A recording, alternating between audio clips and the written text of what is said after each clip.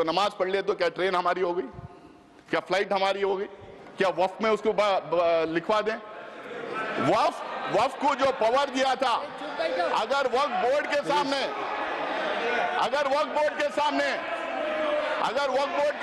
कोई कंप्लेंट आता है, वक्फ बोर्ड के सामने कोई कंप्लेंट आता है तो वक्फ बोर्ड उसकी तहकीकात करती है, उसकी इंक्वायरी करती है, उसके लिए सेट रूल्स हैं।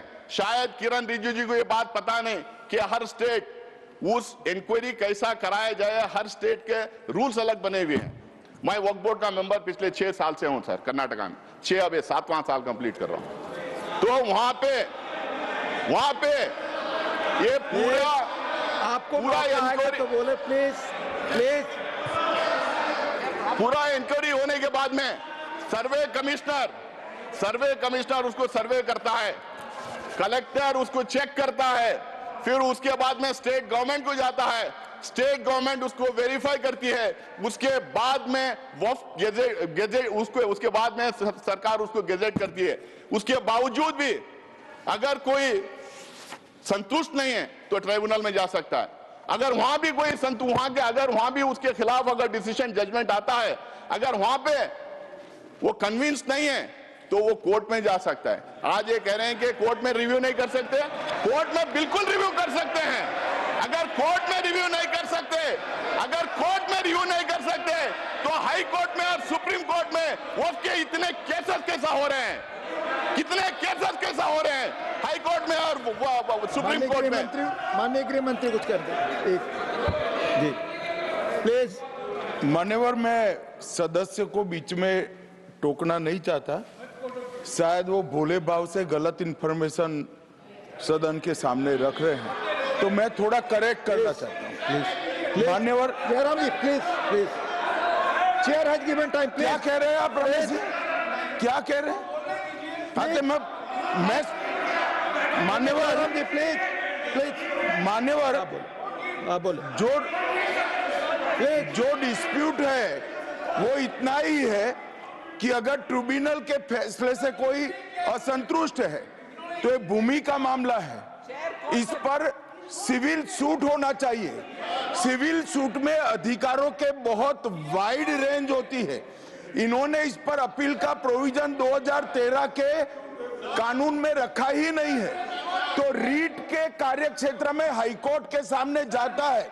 रीट का कार्य क्षेत्र बहुत संकरा होता है, तो जो ट्रिब्यूनल का फैसला होता है वो फाइनल होने के चांसेस 99% हो जाते हैं। जिनकी भूमि है इसका अधिकार जाता रहता है। मान्यवर, एक गलतफहमी फैला रहे हैं।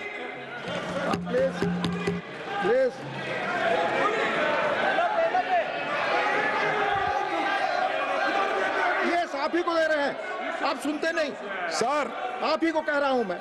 सॉरी, अब शुरू की।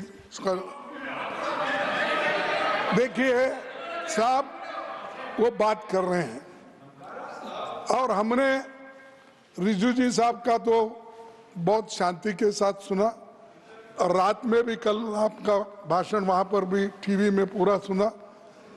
कम से कम वो जो उन्होंने तैयारी करके लाए हैं, उन्होंने भी पढ़ के आए, वो तो कोई ऐसे वैसे बात नहीं कर रहे हैं। इसके ऊपर गंभीरता से अध्ययन करके वो आए हैं, उनका फ्लो बीच में चले जाता, विचार चले जाता। तो इसलिए मैं आपसे कृपा करके विनती करता हूं, उधर के लोगों को टोकना बंद करने के लिए कहो। जो कुछ कहना है वो अपनी बात उत्तर में कहे, मैं यही चाहता हूं। अब उनको कंट्रोल करिए। Doctor Syed Naseer Hussain please. Sir, tribunal के बारे में इन्होंने कहा, रिजिजू जी ने, कि 2 थे, उन्होंने 1 बढ़ा दिया।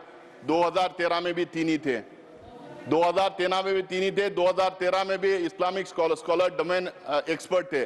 बल्कि इन्होंने अभी कर दिया कि रिटायरिंग या सर्विंग, पहले हम लोगों ने सर्विंग जज को रखते थे। भ्रम में फैलाया जा रहा था कि वक्फ का ट्रिब्यूनल है, वक्फ कॉन्स्टिट्यूट करती है, लेकिन स्टेट गवर्नमेंट कॉन्स्टिट्यूट करता है, वक्फ बोर्ड नहीं कॉन्स्टिट्यूट करती है।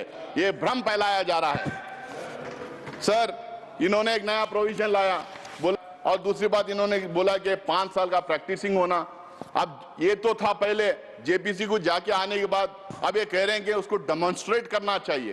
पहले तो प्रधानमंत्री कहते थे कि हम कपड़ों से पहचान लेते हैं, आप कैसा पहचानेंगे, हम कैसा डेमोन्स्ट्रेट करेंगे, कौन से कपड़े पहनना पड़ेगा, मैं टोपी पहन के जाऊं या दाढ़ी लगा के जाऊं, या कोई मेरे घर में सीसीटीवी कैमरा लगा के देखेगा मैं नमाज पढ़ रहा हूं या नहीं पढ़ रहा हूं, मस्जिदों में सीसीटीवी कैमरा लगाएगा, या और कोई तरीका होगा कि 5 साल कोई प्रैक्टिसिंग मुस्लिम है या नहीं पता करने के लिए, या नहीं। कोई रिजू जी से मैं पूछना चाह रहा हूं, क्या एक दूसरा डिपार्टमेंट खोलेंगे कि ये आइडेंटिफाई करने के लिए प्रैक्टिसिंग मुस्लिम है या नहीं, और वो जो सर्टिफिकेट देंगे उस पे भी मोदी जी का ठप्पा रहेगा कि ये मुसलमान है या नहीं करके बोल के। हाँ, मोदी जी की फोटो भी लगा देंगे उस सर्टिफिकेट पे। सर वक्फ बाय यूजर की बात, तो सबसे बड़ा मार जो इस बिल में ला रहे हैं वक्फ बाय यूजर, क्यों ये ला रहे हैं सबको पता है। इनकी सारी की सारी जो है निगाह संपत्ति पे है, जमीन पे है, लैंड पे है, धारावी पे में किसको दिया है उन्होंने, करोड़ों के भाव पे किसको दिया। कल मैं टीवी डिबेट पे था, एक जेपीसी की मेंबर थी इनकी मेरे साथ में, वो कह रही थी कि हम लैंड मोनेटाइज करेंगे। तो समझ में आ गया, मोनेटाइज करके किसको देंगे। तो वक्फ बाय यूजर का मतलब क्या है सर। इस देश में, हमारा देश प्राचीन देश है, इस देश में अलग अलग टाइम अलग अलग धर्म के स्थल बने हुए, हमारे देश में इतने किंगडम्स थे, राष्ट्रकूटा से लेके मौर्य से लेके चेरास, कदम्बास, विजयनगर एम्पायर, अशोका सम्राट का पता नहीं क्या कितने थे, बादशाहें थे, ब्रिटिश गवर्नमेंट थी। यहाँ पे सिर्फ मस्जिद मंदिर की बात, सिर्फ मस्जिद की बात नहीं सर, इस देश में बहुत खूबसूरत मंदिरें बने, जबरदस्त मॉन्यूमेंट्स हैं देखने के लायक, गुरुद्वारास हैं, चर्चेस हैं, मस्जिद हैं। अगर आप 400, 500, 600 साल पुराने इमारतों के कागज पूछेंगे, तांबे में, पीतल में जहां लिखा था, कहां से ढूंढ के लाएंगे।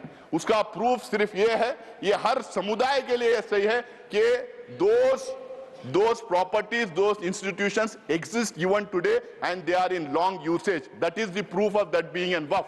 There is waqf by user, there is temple by user, there is Gurudwara by user, there is church by user, there is mata by user, there are so many religious institutions by user. किसका proof मांगेंगे। जब हमने बोला तो ये बोले कि हम प्रोस्पेक्टिवली अब ये करेंगे, रेट्रोस्पेक्टिवली नहीं देखेंगे। भाई जो रजिस्टर्ड नहीं है वक्फ बाय यूजर, अगर 200-300 साल पुरानी है तो उसको कैसा मानेंगे आप ये कह रहे हैं कि और दूसरा उसमें ये बोल रहे हैं कि डिस्प्यूटेड है। तो मैं प्लेसेस ऑफ वर्शिप टैग की बात कर रहा था, अगर डिस्प्यूटेड है, गवर्नमेंट है, तो फिर हम नहीं करेंगे। बट डिस्प्यूटेड कैसा है, डिस्प्यूटेड तो एक ही थी, वो बोले थे अयोध्या का मसला छोड़िए बाकी के पूरे इसमें आ जाएंगे। आप कैसा डिस्प्यूटेड, पुराने इदारों के डिस्प्यूट कैसा हो जाएगा। ये खोज रहे हैं बार बार देश में दंगे फसाद करवाने का, ये डिस्प्यूट करना, दंगे फसाद करवाना, अपना वोट बैंक क्रिएट करने की राजनीति कर रहे हैं वक्फ बाय यूजर को निकाल के।